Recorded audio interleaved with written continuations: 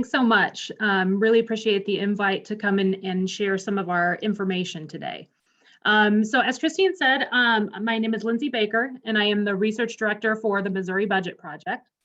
And we are a nonprofit organization that focuses on state budget and tax policy here in Missouri. And so on a day-to-day basis, we do a lot of the work we do just revolves around tracking the state budget and where it is, and helping people around the state understand how that state budget works. And so, I thought what I would do today that would be helpful is I'll spend a few minutes just giving you a little bit of information about how that state budget works, kind of so we're on the same page and using the same terminology. And then I'll move on and talk a little bit more specifically about where the state budget in Missouri stands right now. And then I'll close out by touching on just a little bit of federal and state legislation to let you know kind of what's happening right now, and some areas where you can advocate on the state budget currently. And so when you look at the state budget, what you're really looking at is not just state funding, but it's really kind of three buckets of funding that are coming into the state and then going out to fund services across our state. And so you're looking at both state dollars that are coming in, but also those federal dollars that are coming in and flowing through the state budget. And those federal dollars that come in and flow through the state budget are about a third of the Missouri budget total. And then you're really looking at two other pockets of state funds. About a third of the budget in most years is kind of earmarked funding. So those are things like the gas tax or education taxes like Prop C that are earmarked for particular purposes.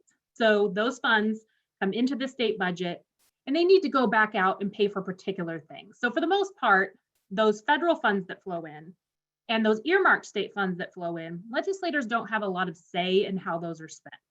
They may be able to make minor tweaks, but for the most part, when we talk about the state budget and legislators crafting and debating the state budget, what we're talking about is that final third of the state budget, and that's general revenue dollars. And those are funded primarily by the kind of personal income taxes that Missourians around the state pay, and also general sales taxes around the state.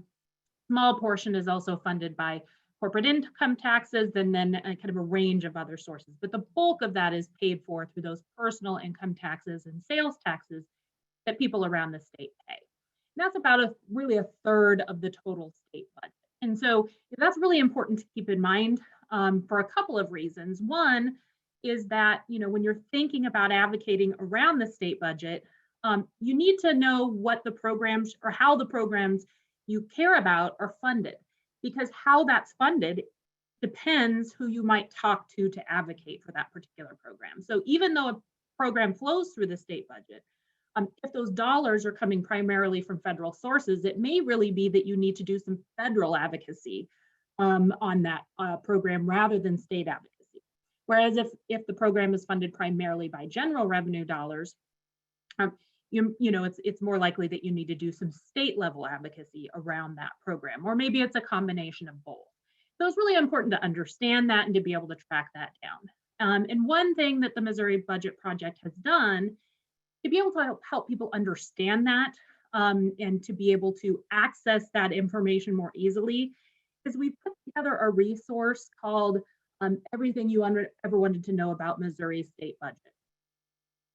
And so basically, if you go to this resource, what we have is we kind of have an overview of the state budget that helps people understand how that budget process works, what the timing is, generally how that money flows into the budget, and then where that money goes as it goes out to pay for services across the state. And so we have this general information, but we also have information on particular issue areas that people may be interested in.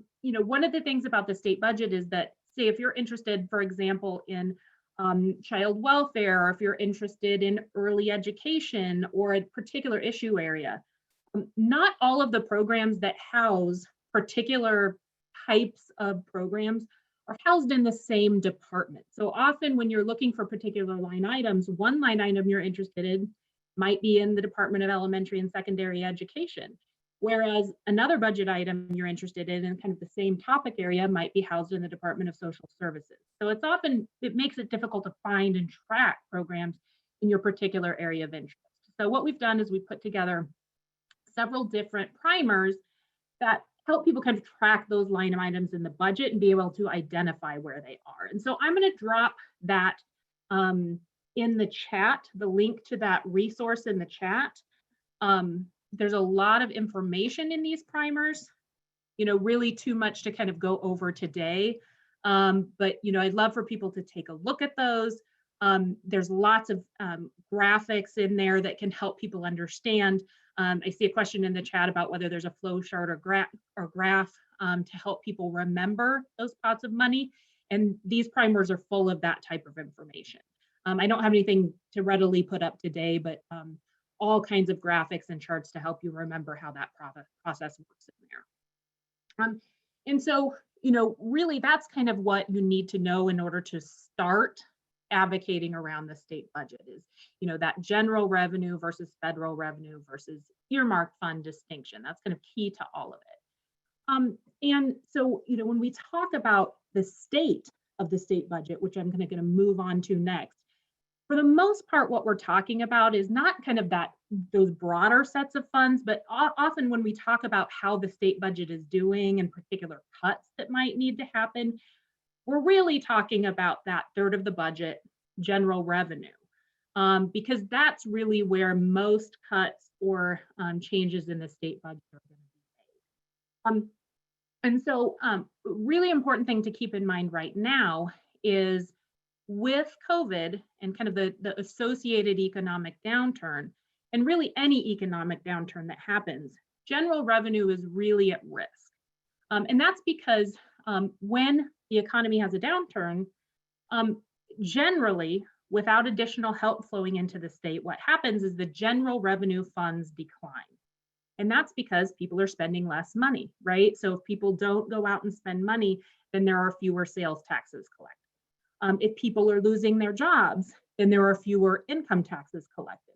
So right at the time when there's the highest need for services, you're seeing this kind of decline in funding coming into the state. So, generally in an economic downturn, that's why, you see without additional help coming into the state where you might see talk about cuts, budget cuts, just because those state budgets really don't have a way to make up for that. They have to, keep balanced budgets, and there are not additional funds that can come in at the state level in order to make up for that. And so that's why it's really important in a situation like this for the federal government to step in and provide additional stimulus. And so in terms of where the Missouri state budget stands right now, because of those additional stimulus funds that came into the state, right now the state budget is actually in a fairly good spot. I want to be clear, that's not because, that we've seen economic growth. That's not because of kind of the state situation. That's really a direct tie back to those additional federal funds that came in and stabilize the state budget. So that's really why we're in good shape right now. And I think it's important to point that out and keep that in mind. Many of you may have seen recently reports about restrictions being released from the budget. That's funds that were withheld and cuts that were made in the last budget being released and that money being available again. And, I think it's important to keep in mind that, that's really a direct result of being able to plug these federal funds into different areas of the budget, without which we really would have seen a pretty significant decline in general revenue this year. The other important thing to keep in mind, I think, right now, when we see talk about growth in the state budget overall, is that we had a shift in tax deadlines last year. If you'll remember, there were we normally have to file taxes in April. Because of COVID. The tax deadlines were shifted until July. And so what that means is those funds that normally would have been collected in April and gone onto the last budget year have actually been shifted to this budget year. And what that means is that, you have to keep that in mind when you're looking at growth in the current Missouri state budget. Part of that growth that has occurred is really due to that kind of artificially high growth that's due to the just change in the tax deadline, not due to actual economic growth. So, those are two really important dynamics that I think are important to keep in mind. And the reason I say that is that, the state budget is in relatively good shape right now. But it's really because of those other factors, not necessarily because that the structural issues that have underlined the problems we're seeing over the past several years have been resolved. They have not. And so the fact that we're doing pretty well right now and are not seeing cuts being proposed, to some extent is just due to that kind of temporary flowing of federal dollars into the state and that kind of artificial increase in revenue due to the shift in tax filing deadline. So I just think that's important for people to understand and keep in mind as we move ahead. So that's kind of where the state budget stands right now. Moving on, I want to talk last a little bit about kind of where state and federal legislation stands related to the Missouri state budget, just to give you an idea of what's happening at the state and federal level and give you some ideas for potentially some advocacy that could happen in these areas. So as I mentioned, the federal stimulus funds that came into the state through the CARES Act and other avenues have really been critical at stabilizing the state budget so far. We know that federal legislators are continuing debate on additional stimulus that will flow into Missouri. That is likely to pass sometime in the next week or so. We think that that's coming quickly. And for the most part, we think that most of the items that are included in the House passed bill are likely to stay in there. But there may be some opportunities for advocacy around particular areas in the federal stimulus. So, I'll kind of give you a rundown of what's anticipated to be in the bill and then maybe highlight a couple areas that are likely to potentially see some changes. So in terms of direct assistance, we're likely to see additional stimulus checks of $1,400 for kind of low and moderate income households. We're likely to see extensions on unemployment for Missourians. We're also likely to see an expansion of the child tax credit and the earned income tax credit to those who don't have children, who are currently ineligible for those credits. We're likely to see an extension of the increase in SNAP benefits that we have seen. And also some changes to the ACA marketplace subsidies as well, bumping those up. In terms of funding that will flow directly through the state budget, there is a significant amount of funding that's likely to come to Missouri. We're likely to see state and local fiscal relief, additional state and local fiscal relief that flows directly to Missouri, but also comes back to localities around the state, counties and cities and other areas. There's going to be additional federal money for the Medicaid program. So the match rate is enhanced. The amount of money that the federal government pays as a share of Medicaid, that is likely to continue, and there will be some additional funding there as well. There is likely to be K through 12 additional funding that's coming through to the state, higher education funding for childcare, both for childcare subsidies and also additional funding to help childcare providers who've been hit financially, and additional money coming in through TANF as well. And that's just a limited amount of what's really in this bill. There's a lot of dollars that are coming in. I think, in terms of federal advocacy related to this, there's a couple of things, primarily the state and local fiscal relief, that we think there could be significant changes there. So that's likely an opportunity, making sure that there's significant state and federal fiscal relief in the bill to keep us on the path that we're already on of stability over the next few years. And additionally, ensuring that kind of unemployment insurance is extended long enough to really cover the economic downturn that's associated with COVID. We want to make sure that it doesn't end too early and that Missourians can continue to receive unemployment insurance as long as we need it. In terms of state level advocacy, and I'll just close out with that, There's a few things going on that we should be aware of at the state level. First, I would say related to the federal stimulus, one thing that's going to be really important to keep in mind is that there's a pretty significant amount of dollars that are flowing into the state, and there may very well be a need for some advocacy with departments or legislatively to ensure that those dollars are spent effectively, and to make sure that they're spent in the way that they really need to go directly to families and the families who need it the most.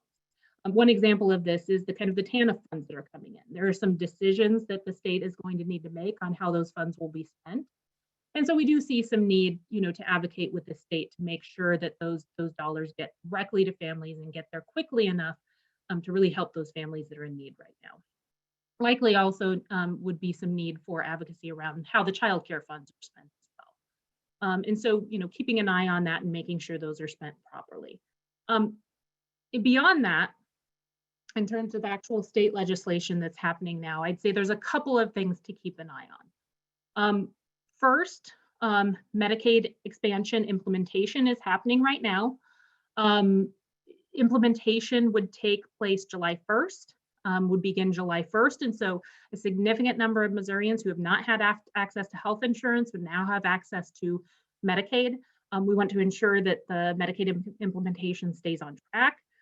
We know at this point that funding has come out into a separate bill. So that's something we're keeping our eye on and ensuring that it's funded properly and moves ahead as it needs to move ahead, particularly during a pandemic when access to health insurance is even more critical than usual. So that's something we're keeping a close eye on. Another thing that we're keeping an eye on is Wayfair fix or streamlined sales tax. This is the online sales tax loophole that I know many of you are already familiar with. Missouri is only one of 2 states that doesn't automatically collect and remit online and local sales taxes. And that's something we expect the state to deal with this year. But our big concern related to that is that, it's really important right now that those revenues taxes this is implemented in a way that those taxes are captured without pairing it with other kind of tax cuts that would give away that revenue that is collected through those, particularly because we don't have a good estimate right now of how much money that fix would bring in. So our kind of big concern is that potentially the Wayfair fix could be implemented and some revenue would be gained, but that the tax cut it could be paired with would be larger than the actual revenue that would be gained at a time when we really just can't afford to be losing that funding.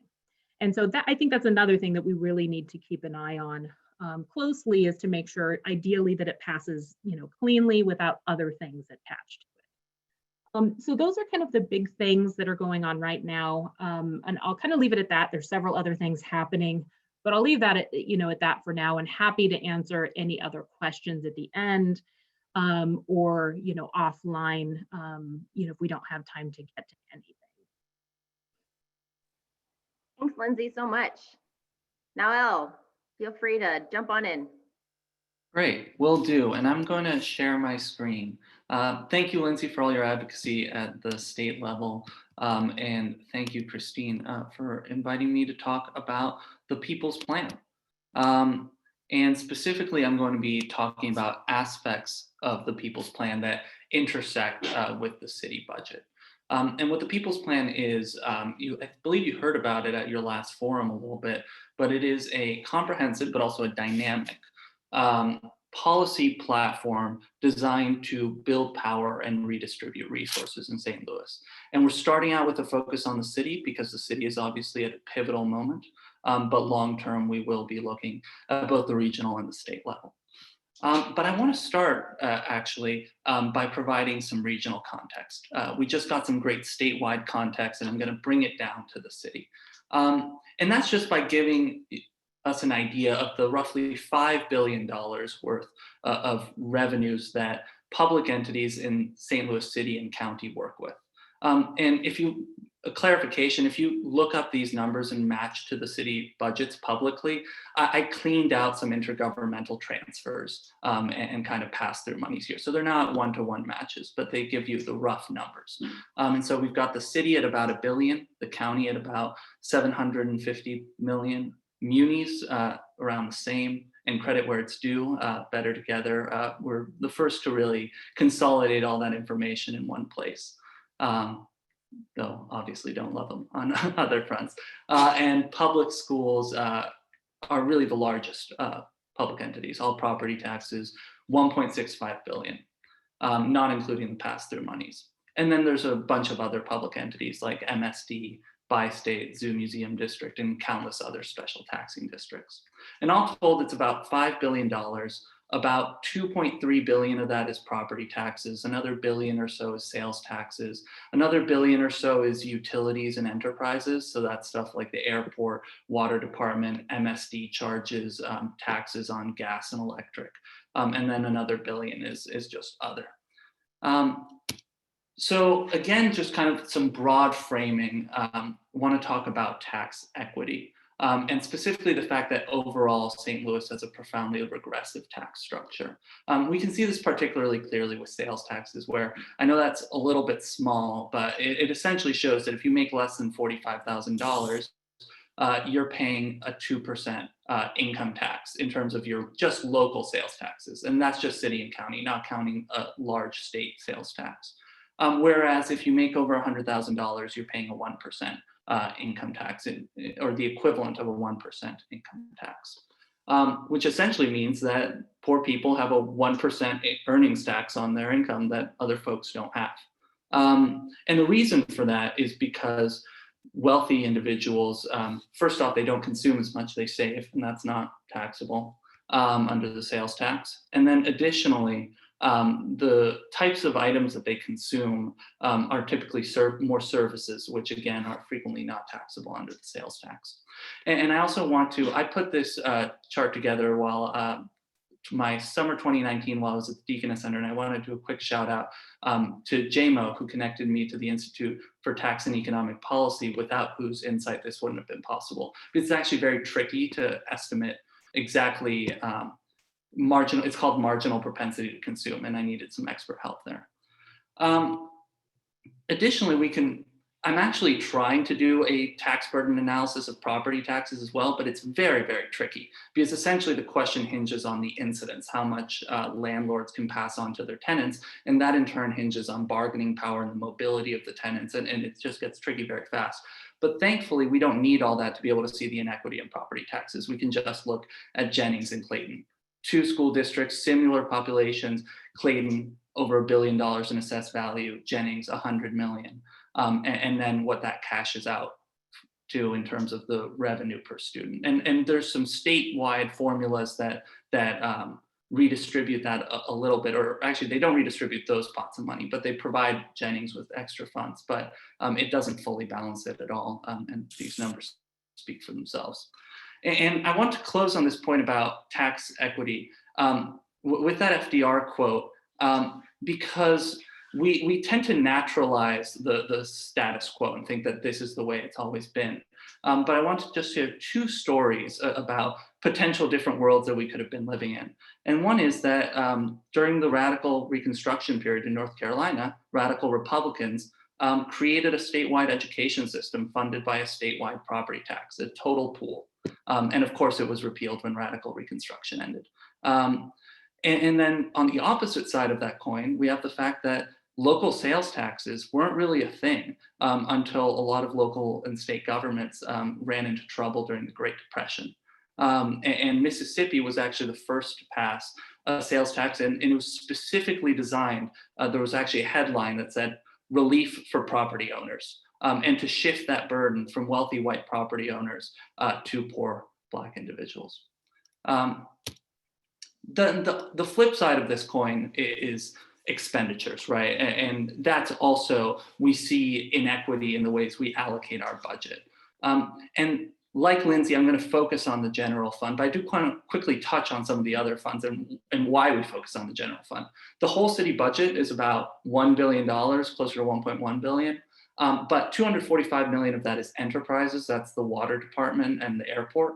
Another 300 million are special revenues, which are legally restricted to specific uses. So they're just not flexible. And of those, 85 million is just this kind of accounting trick that the city pulls. It's not real money. Another 83 million is dedicated to public safety and locked in there. And then we've got about 67 million in grants. And there's a lot of interesting stuff there. But the general fund is $500 million worth of money that's actually very flexible and that you can move around. COVID had a big impact. It brought down our revenue estimates by about 56 million. The earnings tax, which is a third of general revenue, and Richard will be talking about, took a $20 million hit. And again, the earnings tax is so critical because it is that third of the most flexible pot of money that the city has. And then just if you look at that image, I think it kind of says it all. We send 55% of that flexible pot of money to public safety and 0.5% to health and human services. And if you zoom into the line items, it gets even crazier. Communication services is basically maintaining the radios and comms equipment. Regis is this local software company that we use to track our crime data. And wearing apparel is uniforms and some additional gear. And then all that is so much more than what we allocate on the other hand to human services, which is responsible for caring for our city's unhoused population, and the health department. Now, to be fair, health in particular gets a decent amount of special revenues, and human services gets a lot of federal flow-through money. But again, public safety gets special revenues too, and some federal flow-through, but we have decided not to prioritize human services and health in our general fund. And there we go.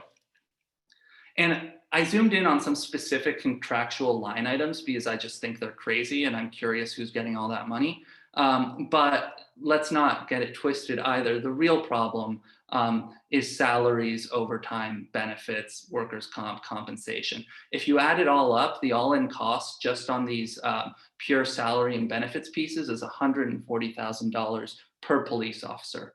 And to put that amount of money in context, we just built 50 tiny homes for $600,000. That was $12,000 per home. We can send someone to community college for a 2-year degree for $7,000. This is a lot of money, and we fundamentally believe that you're going to have a greater impact on violent crime and on safety by redistributing these funds. And that's where the People's Plan comes in. So it has 4 key prongs, and each intersects with the budget in different ways. Re-envisioning public safety is really about the upcoming budget cycle and changing some of those inequitable expenditures that I just laid out. Funding our future is about tax reform. Making STL home, it gives us a set of priorities for our expenditures, what we can spend those tax funds on, what we can spend the Biden stimulus money on. And then building an inclusive democracy is about the budget process itself, because that's another site of profound inequity in terms of who gets to set that agenda. And so I'm going to talk about each of these in turn. On the re-envisioning public safety front, we have a set of very concrete demands as we go into the coming budget cycle. So the city's fiscal year runs from July 1st to June 30th. And that means that in the coming months, a new mayor and actually the Board of Estimate and Apportionment and the Board of Aldermen will pass a new budget. So the mayor gets inaugurated April 20th. April 21st, the very next day, the budget director presents their budget to the Board of Estimate and Apportionment, which is made up of the comptroller, the president of the Board of Aldermen, and the mayor. And then they have to pass out recommend a budget to the Board of Aldermen by April 30th. We are demanding that that budget not include any funds for the workhouse, which is currently funded at $7.8 million, and that those funds are transferred to fund case management, pretrial services, and supportive reentry to support detainees as they move in and out of the criminal legal system. This is all detailed in dozens of pages in Board Bill 167, our specific plan for those funds. We also believe, as we've seen in the City Justice Center, I get calls from the City Justice Center every day, and they're deeply disturbing. and we need to fund overdue repairs, better food, improve medical care, and more fundamentally, address a toxic culture of abuse, neglect, and retaliation by setting up an independent disciplinary process. And I'll just note that the original intent of the Civilian Oversight Board was to oversee corrections as well as police. And unfortunately, their jurisdiction was limited to police, and they've also, that power has been limited as well. So thinking about effective oversight is key. And then the other side of this coin, that's the correctional side. But the other side of this coin is the police. And we, of course, want to divest from a failed arrest and incarcerate model. And we think the right place to start in the current budget cycle is with police overtime and vacant positions. Auditor Galloway has a great report finding that real overtime expenditures in 2018 for commissioned officers were about 13.8 million, much more than the 7 million that was budgeted for that purpose. And my understanding is that current expenditures are closer to 16 million. The way that works, the way they're able to pull that off is because the police department has almost 200 vacant positions that are left vacant. Basically, the officers are on leave or it's a slush fund. If you add up the money in the vacant positions, it's about $10 million, which is the equivalent of what they then shift into overtime. So we need to start by defunding those vacant positions. And the other thing we know about police overtime is that there's an enormous amount of fraud. That's what Auditor Galloway found. And so we can defund that without impacting presence on the street. Although, to that second bullet point, we do also want to fundamentally civilianize public safety and begin by transferring those units that are listed from the police department into civilian city departments, because we just don't think that you need to be able to dispense deadly force and kill someone in order to address traffic or problem properties or juvenile. And those internal affairs and FIU units, those are investigatory units. And we, again, don't think that the police department can police itself. And we actually have some pretty serious reports of extreme malpractice in that regard, which isn't public. But and then finally, we want to take all this money that we're moving out of the police department and reimagine what public safety looks like. Funding civilian first responders, alternative crisis resolution, building community justice centers. And then another key piece to all of this will be to address our broken 911 dispatch system, because we know it fails on so many levels, both in terms of regional inefficiencies, long wait times, but also the fact that callers can't decide whether they want a civilian responder or a police responder. And there's a lot of improvements to be made. Funding our future, as I mentioned, this is the tax portion, and I'll just tick through these pretty quick. First off, we can extend the earnings tax to cover, the earnings tax is already imposed on corporate profits, but there's a loophole that allows corporations to reduce their tax liability. Eliminating that loophole would save us $5 million. It would actually save us closer to 8 million, but we probably want to keep the loophole for small businesses. So then it goes down to 5 million. Executive compensation, we can also, the earnings tax used to be imposed on executive compensation until 2000. That's when Purina executives decided they didn't want to pay it. They sued the city won. Then Alderwoman Cruson and then Alderman Lewis Reed co-sponsored legislation creating a loophole for executive compensation. And since then we've lost millions due to this carve out. And both the corporate profits and the executive compensation piece would not require a public vote, because these were loopholes that were added after the Hancock Amendment was passed. We also have the authority to do all these taxes that we're talking about, and it's laid out very clearly in the 2017 Nooner decision that basically it doesn't establish, it really synthesizes the framework for city taxing authority. And then we can also, this one would require a vote, but impose a tax on not only capital gains, but also qualified dividends, taxable interest, royalties, all different types of investment income, which would generate 5 million. And then another key one is asking large nonprofits, universities, hospitals to pay their fair share. The city loses out on over $50 million in sales, property, and earnings tax revenue. from these tax exempt entities.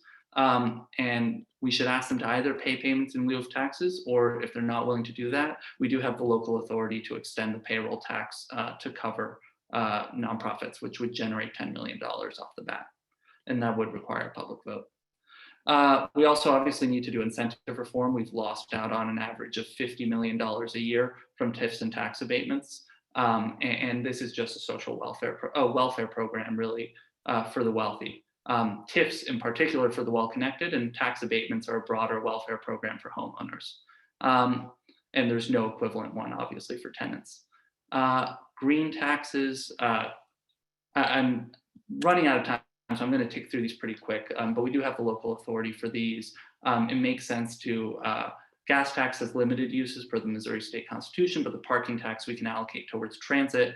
And then the city special school district, where there's different options in how to do this in terms of whether you expand the county's special school district into the city. We do know that city schools are underfunded, and that we need more funds for special needs children in particular. But one option would be to create a regional special school district, which would obviously be exciting in terms of pooling the property tax base. But that would also be subject to negotiation with SSD, which is why another alternative is to focus on a city district where we can transform schools slated for closure into hubs for early childhood, special, technical, and adult education. Another big piece is making St. Louis home, and this is the quality of life priority bucket. And one flag that I'll highlight here is that if the bill, the reconciliation bill, passes out as it's written now, St. Louis, the city of St. Louis would receive $482 million, which is just a wild amount of money. As I mentioned, the general fund right now is $481.6 million. It's an extraordinary opportunity to make overdue investments in public goods. And a few of those include rental assistance. So we just put out a letter calling on the city to release its rental assistance funds. The city's, all of the stimulus monies need to be released in more effective and equitable manners than they have to this point. And the rental assistance program that the city's been running is a great case in point of getting the administration backwards, of instead of an open funnel, creating a choke point. But in any case, there's also need to invest in serving our unhoused population and wrapping our arms around our most vulnerable people instead of just ignoring them or shunting them to the sidelines. And then investing in affordable and public housing designed to help tenants build wealth and to reinvest in their neighborhoods instead of extracting profit out of them. On the environmental justice front, I'll let you read through those and the health pieces because I'm cognizant of time. Do want to talk a little bit about infrastructure and the potential for bus rapid transit. That is something that the People's Plan explicitly endorses. And it is a shift away from the light rail vision. And I think it's worth highlighting that light rail has two central impacts that justify the investment, and that's connecting people to opportunity, jobs, education, health, grocery stores, et cetera, but then also physically transforming neighborhoods and driving development. Bus rapid transit has long been acknowledged to be able to do the first part very well, connect people. The open question is whether it can drive development. And we think it can if it physically transforms the neighborhoods. And that's why we support a bus rapid transit plan, including real stations that are warm in winter and cool during the summer, that tell you when buses are arriving, that have free Wi-Fi and chargers and state-of-the-art buses and pedestrian infrastructure. And then also that is paired with an investment in connective tissue so that these stations are connected by greenways. So the stations are outside new community centers and health clinics. And there's public Wi-Fi available at each stop, at each public park. And then on workforce development, the city just needs a massive workforce development program. In part also to train a new group of people who are doing these alternative civilian crisis response, but also for so much more: green jobs, construction, et cetera. And then the last piece that I'll close with is, we've talked a lot about how the city's current budget priorities are profoundly distorted, and budgets are moral documents. They reflect our values and our priorities. And we think in order to align the city budget with our priorities in the long term, we need to democratize the budget process. And the fact of the matter is that the budget process as it exists today is a bureaucratic game. And I literally sat in on those meetings, and I would listen to the budget director, talk to the department directors about various different line items. And there's no reason whatsoever why those shouldn't be public. I really attest a lot of my understanding to being able to participate in that process. I believe everyone should have that opportunity. Similarly, there needs to be a much more robust set of hearings. Currently, it's Ways and Means holds a few hearings. Each aldermanic committee should invite public question and comment on each of the departments pertaining to within their jurisdiction. And then finally, the Board of Aldermen should really be empowered to add and remove line items from the city budget. And what all this will entail, frankly, is charter reform. And it may end up with the elimination of the Board of Estimate and Apportionment as well. But that's for a later conversation. And then there's kind of more granular participatory budgeting, which is that we do believe a significant portion of the city's funds should be allocated by the people. And so we do support creating a fully resourced participatory budgeting process, an Office of Participatory Budgeting. And we also recommend starting with the city's capital fund, which is where ward capital lives, and which actually a city ordinance already exists requiring a citizens assembly to participate in the setting of capital fund priorities, but we just don't follow that law. To be fair, it's written in a dysfunctional way and we'll need to update it, but we're working on a bill to do just that. So with that, I'll stop there. Thank you all. Thanks, Noel. That was a lot of great information. Those numbers were pretty eye-opening. Thank you for that. Let's move on to Richard to bring it home with the earnings tax, and then we'll open it up for question and answers for everyone. Go ahead, Richard.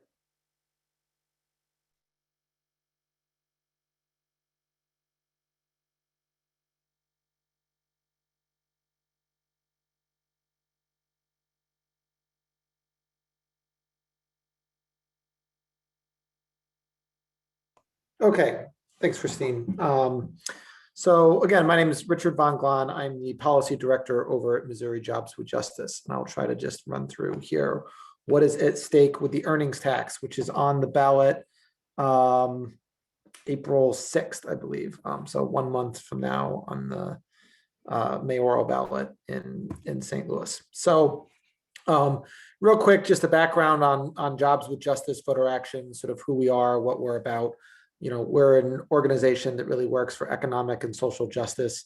You know, on the earnings tax, I would say, you know, we really focus on making sure that we build workplaces, neighborhoods, cities, and states where we can have a safe and healthy life from cradle to grave. And that's really what the earnings tax is all about, is what kind of city we are going to have. The earnings tax is a 1% income of individuals and business profits who live or work in St. Louis city limits. This is the most equitable way to continue to invest in the city that supports all of us. St. Louis City is the regional hub through, you know, where the sports stadiums, the zoo, the botanical garden, downtown, we really exist as a regional hub for the community. As Noel mentioned, the earnings tax represents more than 1/3 of the St. Louis city budget, and it has been in effect since 1959. So every 5 years, because Rex Singfield 11 years ago passed the ballot initiative that said voters have to vote on the earnings tax every 5 years to renew it. And if we ever fail to renew it, then the earnings tax is banned permanently. We cannot afford a mistake on this because we don't ever get to go back and say, well, that was a real disaster. But what we're asked to vote on is a renewal of the earnings tax as it currently exists. people who are retired, working, on Social Security, unemployment income, disability payments, that is not subject to the earnings tax. Going into a little bit more detail on how much the earnings tax really is of this city budget. This is a look, is actually last year it made up 37%. Actually a little bit significantly over a third. The second biggest piece of the pie being property taxes, followed by sales taxes. What does the earnings tax support? Well, I mean, first and foremost, it helps support the public workforce in the city, the workers who are able to have good jobs with good wages, benefits, and pensions. We want people that work for the city of St. Louis to have a secure economic livelihood themselves. But then it's also the services that those workers provide. When it snows, the people who plows the streets, homelessness services, health services for seniors, parks and recreation. This is a shameless picture of my 5-year-old dressed in a Yadier Molina jersey in the park that I could think looks the most like St. Louis, with the arch and the old courthouse. But as a parent of 2 in the city, we have world-class parks, and it's a major appeal of living in the city. First responders, fire department, the services that we rely on as a city, whether we live here or not, even people who don't live in the city that rely on these services and this infrastructure. That is what the earnings tax really supports. So what's going to happen if we don't renew the earnings tax come April? No city can quickly make up a 37% cut to its budget. This is the thing that Rex Singfield and others who have said, well, we don't need this. They can never answer when you ask them, well, what is it that we don't need? Or what is it that we should change? The reality is, if the earnings tax isn't renewed, workers, hundreds, maybe thousands of workers, and the work that they do will disappear. So it's workers losing jobs. It is the public experiencing service cuts, like delayed response from first responders, cuts to road maintenance. It means the trash and the recycling in our alleys aren't picked up. Then what happens to, if we say, well, no, we don't want to have any other cuts, how do we make up 37% of the budget? Well, one way I'm sure some people might suggest is through privatization, the selling off of city assets. The airport, the water department, these have all been talked about, and I'm sure that there are people that would come in and give St. Louis a one-time payment to try to avoid a crisis in our budget caused by the failure to renew the earnings tax, but then buy the public assets of the city and put them into private control for private gain. You could increase taxes and fees, but it's going to be really hard to do that. There's actually a limit as to how high you could increase property taxes in the city, and you could not raise property taxes enough to make up for the cut in the earnings tax. One thing you could do is you could potentially raise sales taxes, but what that would look like in the city would be nearly doubling the city portion of the sales tax. It would take the sales tax, which is currently a little above 9% in the city, and put it close to 15%. By far the largest. St. Louis City already has one of the highest sales taxes in the state, and this would make it even larger and put the city at a real competitive disadvantage with other municipalities and other things, as well as, frankly, disproportionately harm the working poor. Higher taxes on bread, on milk, on the essentials of life that people need. It is just not an equitable way of raising revenue.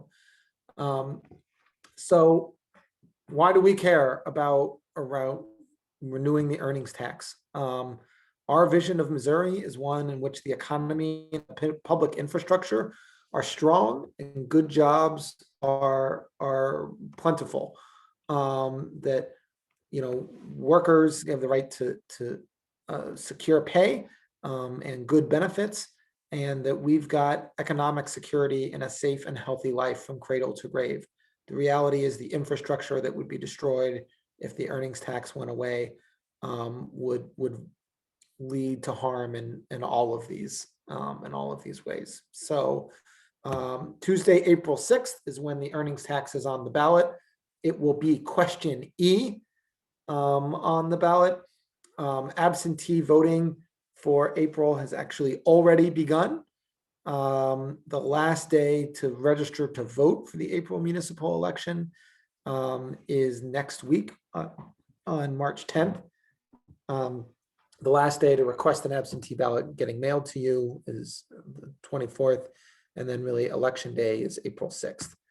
How can you support Jobs with Justice and others in this work? You can see our website, mojwj.org/STL e-tax. You can go there where you can sign a pledge to vote yes.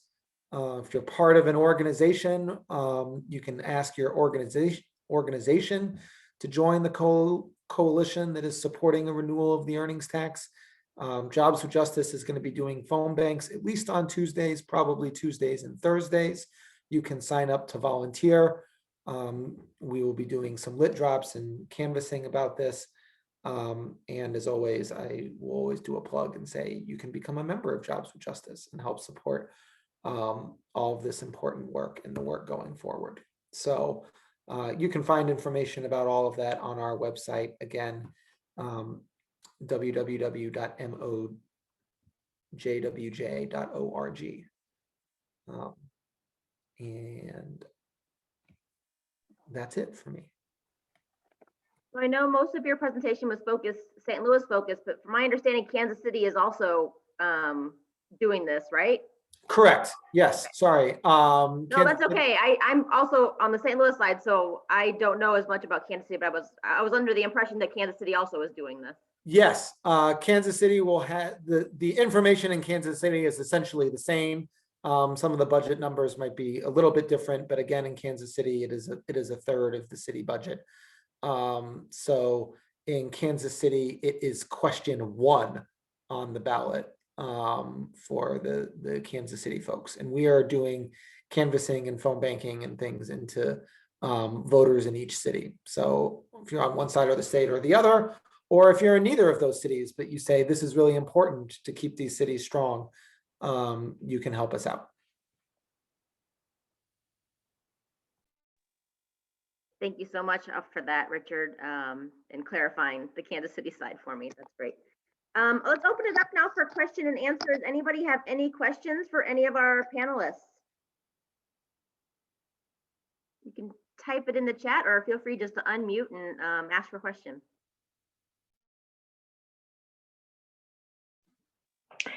Yes, I was on a call yesterday and they talked about Medicaid expansion possibly going back on the ballot. And it had something to do with appropriations and the budget. I was kind of confused. Can anyone give me a little clarity on what appropriations what the Appropriations Committee has to do with Medicaid expansion? Right, I'm happy to give you a little bit. I think we're all still trying to figure this out a little bit, but basically what's happened is Medicaid expansion has been passed. We continue to believe that it will be implemented. The state has submitted their plan, and the basically, the legislature has to appropriate the money for it, and we believe legally they have to appropriate that. I think there is some question in the legislature if there may be some wiggle room there to not appropriate the money for Medicaid expansion, and some discussion of that. We continue to believe that no matter what the discussion is and no matter what else is happening, it legally has to be implemented, and the state can't choose not to fund a part of their Medicaid program. And so obviously that's something we're keeping a close eye on, but we continue to believe it will be implemented and move ahead. It has been taken out into a separate bill in the House. We think and hope that it will be put back in the Senate and funded as planned. I Okay, don't know if thank you. anyone else has anything to add to that.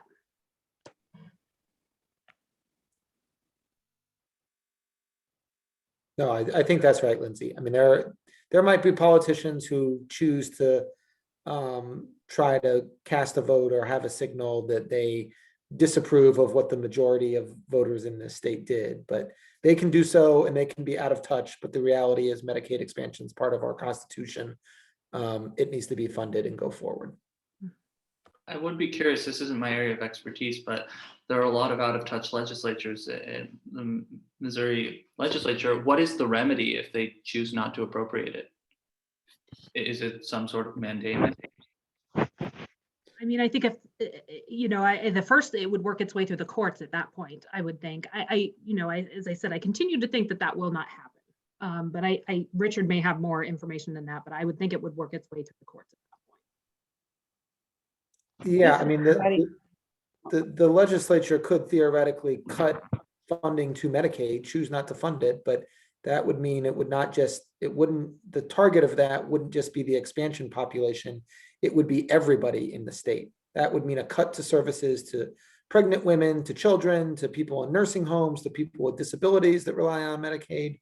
That would be a massive cut to everybody in the program. This is Patty Berger. I have a question for Richard. I was wondering who put that caveat on the earnings tax that if they miss it 1 year, they can never get it again. How did that ever happen? That was part of the ballot initiative that Rex Singfield put on the ballot back in 2010, I believe. What that initiative did is it banned an earnings tax in any city that didn't already have one. It required the two cities that do to have votes to renew it every 5 years. And if we ever fail to renew it, then we become permanently banned, just like every other city in the state. Unbelievable. Thank you. And this was a statewide ballot initiative, Correct. if I'm remembering correctly. Yeah. Correct. It was a ballot initiative that actually failed in the cities of St. Louis City and Kansas City, where earnings taxes actually exist, but the rest of the state imposed those requirements on us. It is worth bearing in mind, though, that it's statutory, not constitutional, which gives us certain options. And it also includes a 1% cap on the earnings tax, which makes it hard to set a progressive rate. Sure. They think of everything. Noel, do you see a question in the chat for you? Sure. So currently, ward capital, it's by ordinance required to be 50%. So there's the capital fund is funded in part by a 1/2 cent capital sales tax, which generates about $20 million annually. And according to the enabling ordinance, 50% of that needs to go to ward capital. So it's about $10 million a year. This year, because of COVID, it was a lot lower, and the alderman essentially conceded to go down to 4 million. But typically it's between 8 and 10. And that's allocated equally to each ward. Each alderman gets a chunk. And then can do whatever they want with it. And some aldermen like to spend it each year on kind of small projects, and other aldermen kind of save up their whole terms and then like cash in on one big dream. But that's how it works right now. And essentially, we think that it should be allocated the aldermen have an important role to play in facilitating a participatory budgeting process and chairing that process. But there needs to be citizen input in order to ensure that the people actually control these funds. And this also fits in with overall reform of the budget process, because right now the aldermen care a lot about ward capital because that's the only budgeting power they have because again, they can only cut line items, they can't add them. But we believe if you have a board of aldermen with real budgeting power, then it actually makes more sense to then delegate the ward capital to the neighborhoods. And all of this, of course, assumes a functional board of aldermen with ward reduction.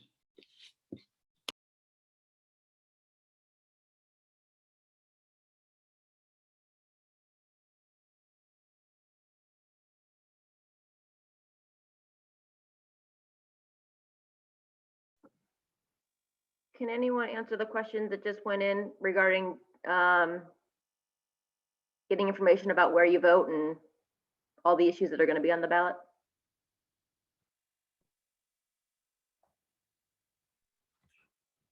So for questions about where you vote, I would encourage you to call your local board of elections and ask them about polling places that can change and has changed a bit in times of COVID. Absentee voting is available right now, so you can also ask about getting a ballot sent to you or being able to go in and vote in person ahead of time. And at least on the earnings tax in St. Louis, that is Proposition E, and in Kansas City, that is question 1, that we would encourage a yes vote on both.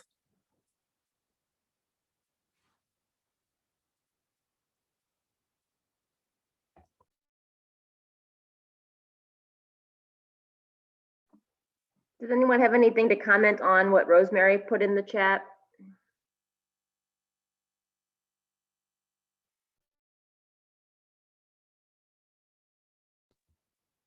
I fully agree with you, Rosemary. I mean, I think the question about how the budget is spent and priorities is always an important always an important question that we should speak up on, you know, as Noelle mentioned in some points. But the solution also is not to strangle the entire thing and cut a third out of the budget, because we know, you know, by doing that, we will simply make it all the more difficult to get funding to the critical programs that our communities need, with a smaller possibility to fight over. So encourage people doing both. I agree with all of that, Richard, and would also note in terms of just local control of the police budget, while St. Louis did pass local control in 2014, which gave us nominal budgetary control of the police department, a kind of interesting point about implementation is that it hasn't been fully implemented. So for example, SLMPD's budget division is larger than the city of St. Louis's budget division.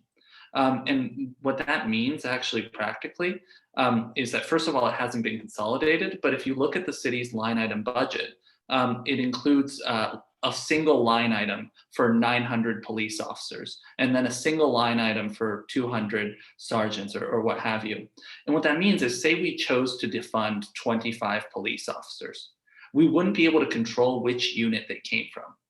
On the other hand, SLMPD can move police officers around, right? So we've actually sunshined and got SLMPD's internal budget. And so we see exactly how many police officers go to different units, but the city, that's SLMPD's budget, not the city budget. So ENA could try and defund the police by 50 police officers. They couldn't control which units they come out of. And that's why what we actually need to do is implement local control and establish full budgetary control over the police department. We're a little bit further behind in Kansas City concerning our police department and local control. And I think we're in the same situation as far as how we allocate our tax money on property tax, which these are two issues not related to the earnings tax, but certainly they discourage me in terms of how our budget ends up being allocated in general.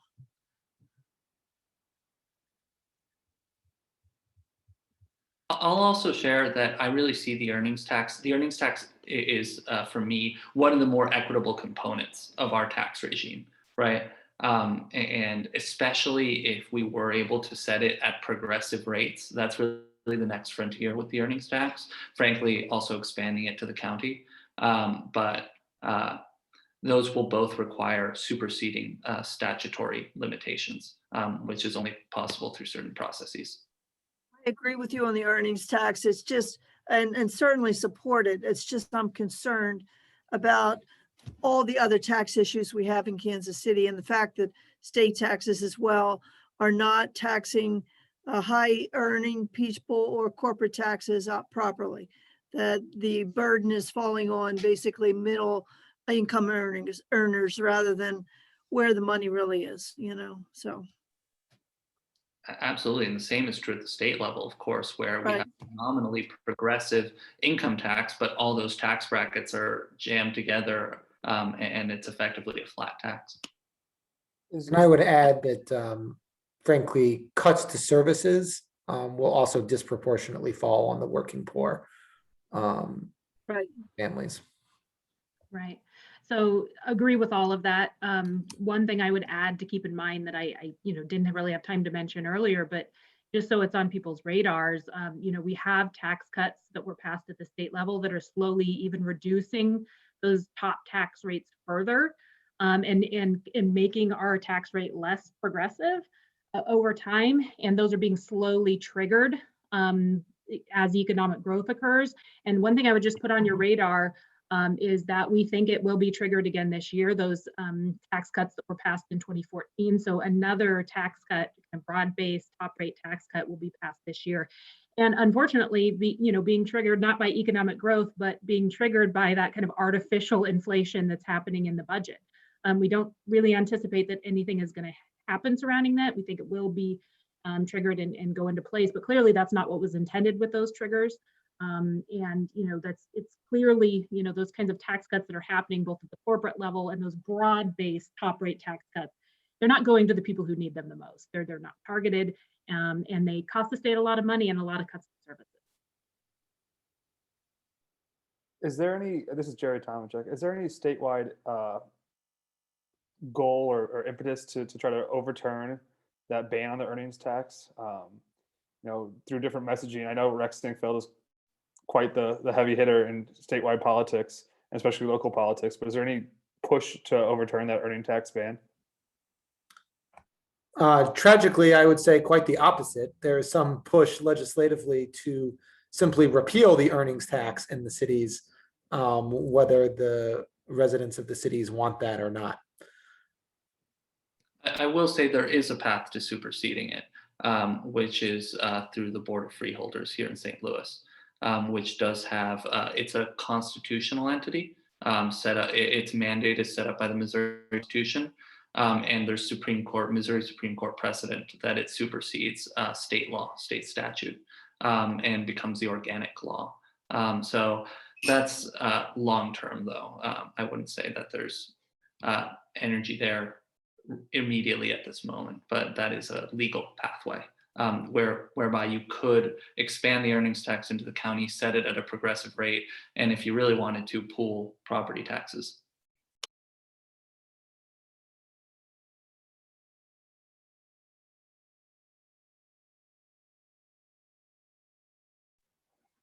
Any other questions?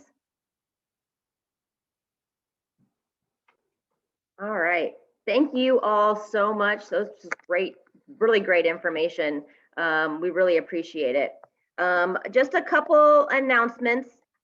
Jessica, if you want to make your quick announcement, and then I'll make a few other quick announcements before we end. Awesome. Thanks, Christine.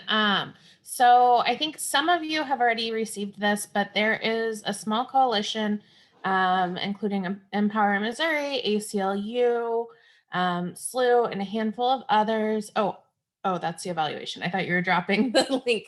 That we are trying to push for more transparent virtual testimony in the state capitol. So we are submitting cardboard cutouts, and we're going to place those in the rotunda and then hopefully talk to some legislators that agree with us and have them outside of their legislative offices for the entire rest of the term, essentially under the tagline of Democracy Dies in the Dark, really trying to push for that virtual testimony again, and that legislators wear masks in the Capitol and are COVID safe. So I don't know, for those of you working in the Capitol and with legislators right now, you kind of have to either submit written testimony that maybe or maybe not gets read. That wasn't good English, but don't worry about it. Or you go to the Capitol and kind of set aside your own safety as far as COVID. So there are 2 days that we're asking for people and organizations to really push and call the legislature. And then we're also asking for those cardboard cutouts. So I will actually drop in the chat Empower Missouri's kind of write up about it so that you have all the details. But if you want to submit a cardboard cutout, we are really trying to get them to InkSpot by Monday. So it's a little bit last minute, but you're just kind of holding a sign or something like that that says Democracy Dies in the Dark, allow virtual testimony, anything like that. So if you're able, that would be much appreciated. Great, thanks, Jessica. If you want to add that in. My last two announcements are more just logistics. I did drop in the chat just a link to an evaluation for the forum. If you don't mind clicking on that and just filling it out for us, we'd appreciate that. Especially if you need a continuing education certificate for social work for this forum, you will need to fill out the evaluation and then also email me.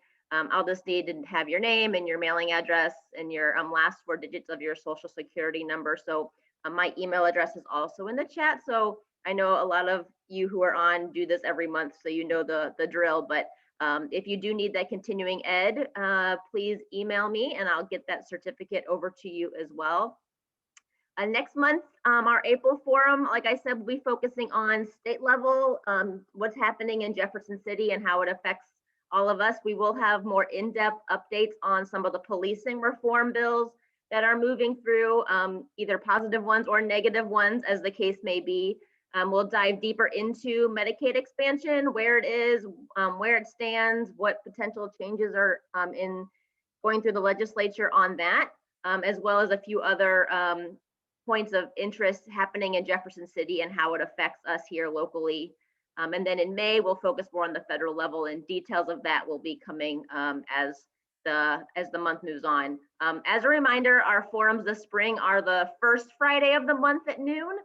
So that April 1 will be April 2nd. So please put that on your calendar, and I will send you a link out eventually to register for that if you're interested. Thank you all so much for joining us today, and we hope you have a wonderful weekend. Thank you. Thanks again, our panelists.